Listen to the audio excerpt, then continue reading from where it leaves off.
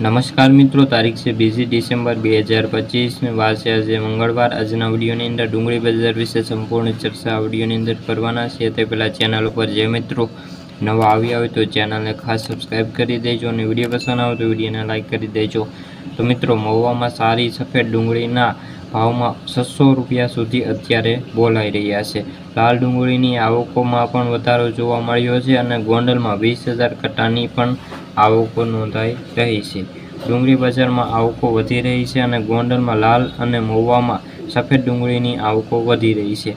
મહુવામાં નબળી ક્વોલિટીના જે સફેદના ભાવમાં ઘટાડા જોવા મળ્યા હતા અને જ્યારે સારી સફેદ ડુંગળીના મણના 600 રૂપિયા સુધી ભાવ જોવા મળ્યા છે।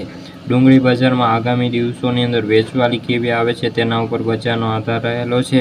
હાલના તબક્કે ભાવમાં હજુ થોડો ઘટાડો થાય તેવી સંભાવનાઓ દેખાઈ રહી છે। ગોંડલની અંદર ડુંગળીના 19,500 કટ્ટાના વેપાર સામે લાલ ડુંગળીના ભાવની વાત કરીએ તો 40 રૂપિયાથી 271 રૂપિયા, જ્યારે સફેદ ડુંગળીના 2100 કટ્ટાના વેપારો સામે ભાવની વાત કરીએ તો 61 રૂપિયાથી 171 રૂપિયા, જ્યારે મહુવાની અંદર લાલ ડુંગળીની 7,000 કટ્ટાના વેપારો સામે 51 રૂપિયાથી 256 રૂપિયા ભાવ જોવા મળ્યા હતા, જ્યારે સફેદ ડુંગળીના 21,000 ઠેલાના વેપારો સામે ભાવની વાત કરીએ તો સફેદના ભાવ 100 રૂપિયાથી લઈને 170 રૂપિયા, જ્યારે સારી ક્વોલિટીના ડુંગળીના ભાવ 51 રૂપિયાથી 601 રૂપિયા સુધી બોલાયા હતા।